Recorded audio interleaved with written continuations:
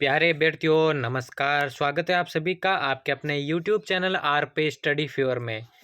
तो दोस्तों आज की क्लास में हम शिक्षण अभिरुचि के प्रश्नों पर चर्चा करने वाले हैं। आपको मालूम है दोस्तों बीएसटीसी के अंदर, ठीक है ना, बीएसटीसी के अंदर शिक्षण अभिरुचि के 50 प्रश्न आते हैं और दोस्तों यही एक ऐसा पोर्शन है जहां पर आप मैक्सिमम स्कोर कर सकते हैं। शिक्षण अभिरुचि में लगभग दोस्तों सभी के अधिक ही नंबर आते हैं। तो दोस्तों आज की क्लास को एंड तक वॉच करना है। शिक्षण अभिरुचि से आपका एक प्रश्न गलत नहीं होने वाला है अगर आप इस चैनल से जुड़े हुए हैं और डेली क्लासेज देखते हैं। तो दोस्तों शिक्षण अभिरुचि का एक और मॉडल पेपर हम आज की क्लास में सॉल्व करने वाले हैं। तो आज की क्लास को एंड तक वॉच करना है। बिना किसी देर के शिक्षण अभिरुचि के इस मॉडल पेपर को शुरू करते हैं। पहला क्वेश्चन आपके स्क्रीन के सामने दोस्तों पूछा गया है, शिक्षक द्वारा कक्षा में पुरस्कार और दंड दिया जाना चाहिए, ठीक है ना। एक शिक्षक होने के नाते कक्षा में पुरस्कार और दंड दिया जाना चाहिए। ऑप्शंस की बात करें, ऑप्शंस कह रहे हैं समान रूप में दिया जाना चाहिए। दूसरा है पुरस्कार अधिक और दंड कम दिया जाना चाहिए। तीसरा है पुरस्कार कम और दंड अधिक होना चाहिए, या फिर जैसी परिस्थिति हो उसके अनुसार पुरस्कार और दंड दिया जाना चाहिए। देखिए प्रश्नों को अच्छी तरह से पढ़कर चारों ऑप्शंस को ध्यान से देखकर आपको आंसर देना है और सबसे बेहतरीन आंसर को आपको सेलेक्ट करना है, ठीक है ना। जो आपको पूरे 3 नंबर दिलाएगा उसी ऑप्शन को आपको सेलेक्ट करना है। तो जल्दी से आंसर बताइए क्या हो जाएगा करेक्ट आंसर।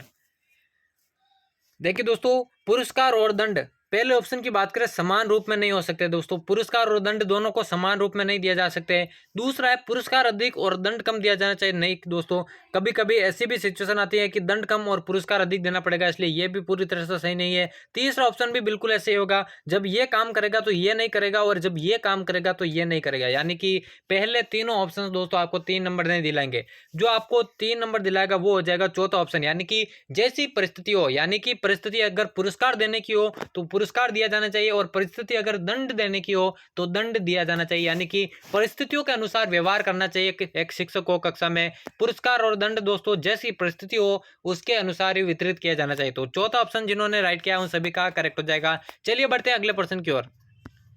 अगला प्रश्न होने वाला है दोस्तों, दूसरा प्रश्न है छात्र द्वारा किए गए कार्य के सही या गलत होने के बारे में तुरंत सूचना दिए जाने से, ठीक है ना। छात्र द्वारा किए गए कार्य के सही या गलत होने के बारे में तुरंत सूचना दिए जाने से क्या प्रभाव पड़ता है ये आपको बताना है। पहला ऑप्शन है गलत प्रभाव पड़ सकता है। दूसरा उसे सुधार करने में मदद मिल सकती है। तीसरा उसमें कार्य करने की प्रवृत्ति और बढ़ जाती है। चौथा उसमें कार्य के प्रति निराशा आ सकती है।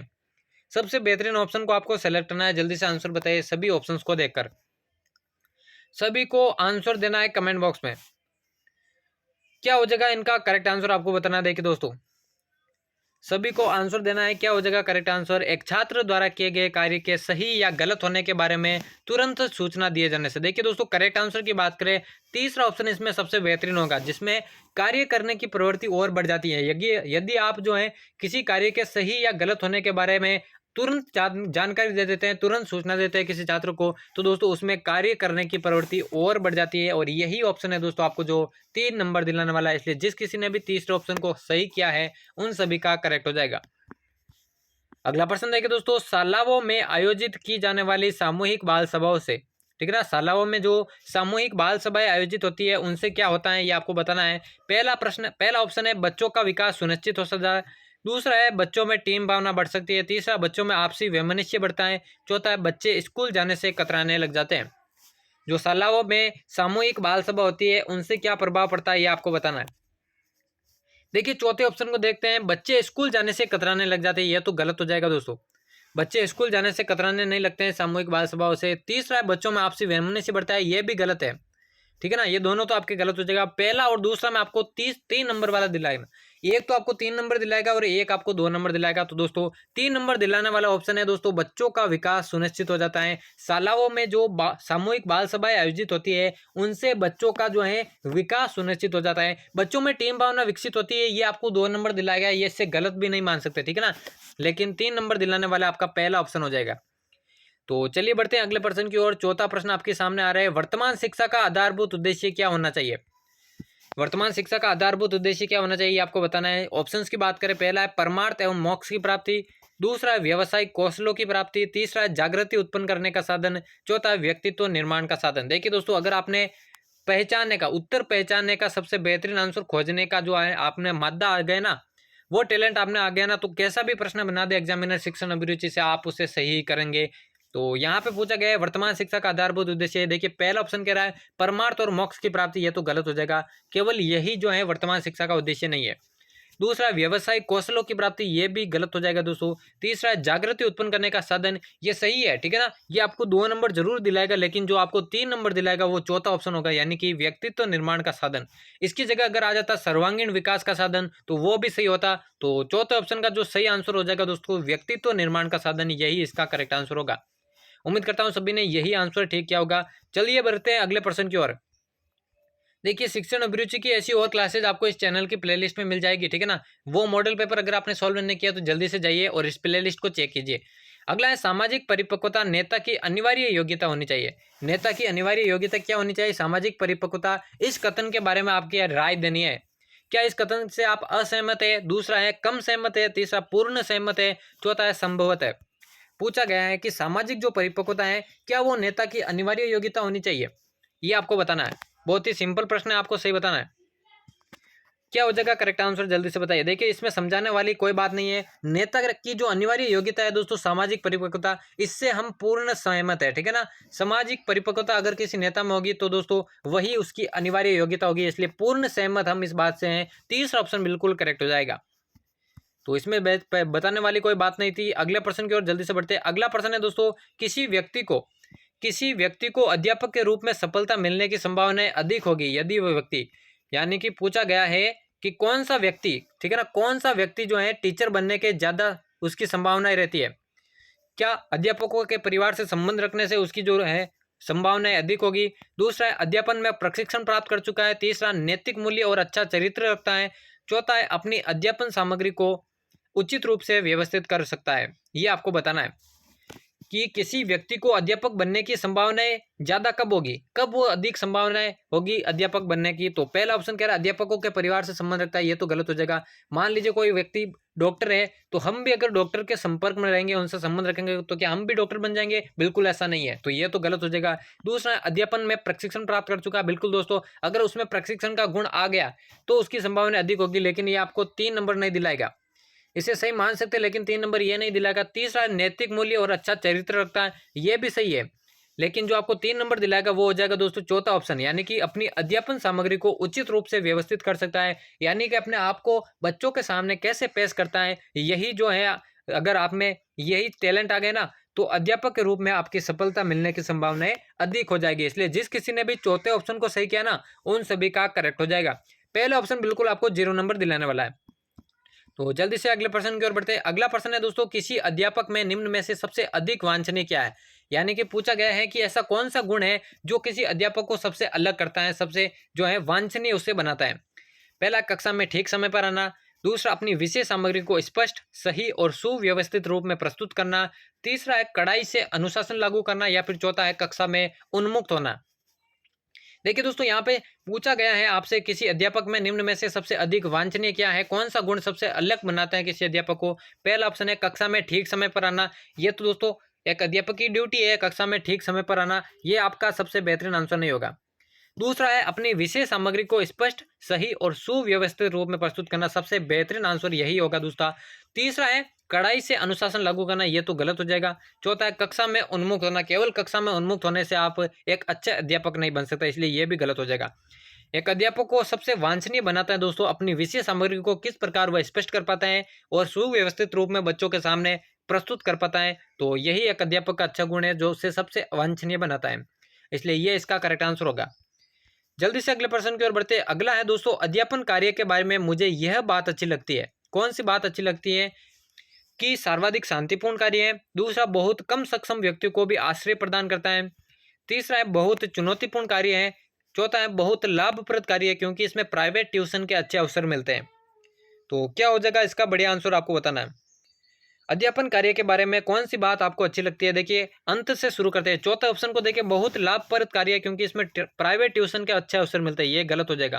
ट्यूशन की बात जब भी होगी वो गलत हो जाएगा। तीसरा बहुत चुनौतीपूर्ण कार्य है, ये तो गलत हो जाएगा दोस्तों। अध्यापन बहुत चुनौतीपूर्ण कार्य नहीं है बल्कि एक सरल और निष्पक्ष कार्य है जो आपको करना है, इसलिए ये भी गलत हो जाएगा। अब दो में आपको सबसे सटीक आंसर सेलेक्ट करना। देखिए दूसरा ऑप्शन कह रहा है बहुत कम सक्षम व्यक्तियों को भी आश्रय प्रदान करता है। देखिए दोस्तों जो अधिक सक्षम होगा ना वही अध्यापन कार्य अधिक कर पाएगा, ठीक है ना। बहुत कम जो सक्षम व्यक्ति हो गए ना वो अच्छा अध्यापन नहीं कर पाएंगे, इसलिए ये भी गलत हो जाएगा। सबसे बेहतरीन आंसर है दोस्तों, अध्यापन के बारे में आपको सबसे अच्छा लगता है कि ये सर्वाधिक शांतिपूर्ण कार्य है, इसी कारण तो आप अध्यापक बनना चाहते हैं कि सर्वाधिक शांतिपूर्ण कार्य जो है अध्यापन है, इसी कारण आप सब टीचर बनना चाहते हैं, इसलिए यही इसका करेक्ट आंसर होगा।